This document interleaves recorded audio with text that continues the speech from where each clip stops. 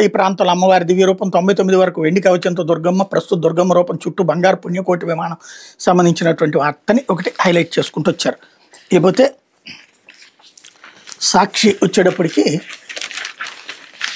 Social media activist Soundarya Reddy అక్రమ అరెస్టుపై CBI దర్యాప్తు చూశారు కదా ఈనాడు ఫ్రంట్ పేజీలో, కానీ వెనక పేజీలో కానీ ఎక్కడా కనబడలేదు.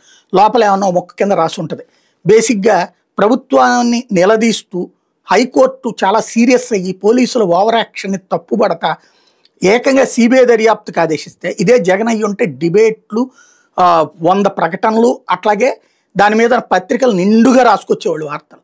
అదే బాబు సర్కార్ అయ్యేటప్పటికి దాన్ని కవర్ చేసేసి ఏదో జనరల్ వార్తలాగా క్రైమ్ వార్తలాగా ఒక ముక్క రాస్తారనమాట. నీచే జర్నలిజం అనేదానికి కేర్ ఆఫ్ అడ్రస్గా ఆంధ్రప్రదేశ్లో మీడియా తయారవుతుందనడానికి సాక్షి. ఒకవేళ అది జగన్ టైంలో అయితే సాక్షి రాసి ఉండేది కాదు, సాక్షి దాన్ని లోపల పేజీలో లేకపోతే కవరప్ రాసుకునేది. ఈనాడు జ్యోతి హైలైట్ చేసి మన రాష్ట్రంలో పత్రికల్ని నమ్మే పరిస్థితి లేదు, మీడియాని నమ్మే పరిస్థితి లేదు, ఏదో ఒక పార్టీలకి బానిసలుగా పనిచేస్తున్నారనడానికి సాక్ష్యం. కాకపోతే 2 రకాల పత్రికలు ఉన్నాయి కాబట్టి వాడు వదిలేసింది వీడు, వీడు వదిలేసింది వాడు రాస్తుంటారు. ఇక్కడ ఏదైతే సోషల్ మీడియా యాక్టివిస్ట్కి సంబంధించినటువంటి వార్తలో హైకోర్టు చాలా సీరియస్గా వ్యాఖ్యానించింది. సోషల్ మీడియా యాక్టివిస్ట్ నిబంధనలకు విరుద్ధంగా అక్రమంగా అరెస్ట్ చేసింది కాక అదుపులోకే తీసుకోలేదని పోలీసులు మాకు చెప్పారు. అసలు ఆయన ఎక్కడున్నారో కూడా తెలియదు అన్నారు. ఆయన భార్య ఫిర్యాదు చేస్తే కేసు నమోదు చేయలేదు, మళ్ళీ అరెస్ట్ చేశామని మ్యాజిస్ట్రేట్ ఎదుట హాజరుపరచాలంటున్నారు.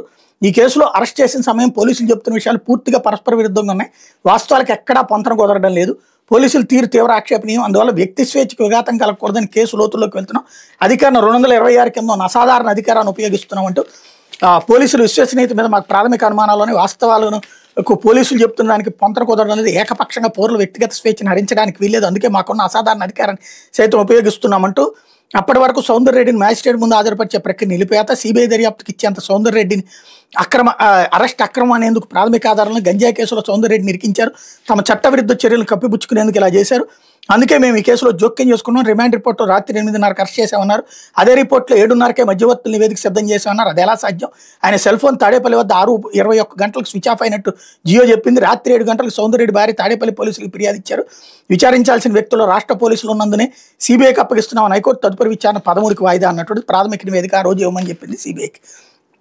అక్రమ కేసులతో దుర్మార్గమైనటువంటి నాటకాలు ఆడుతున్నటువంటి వేళ ఘాటైనటువంటి తీర్పు ఇచ్చింది హైకోర్టు. లేకపోతే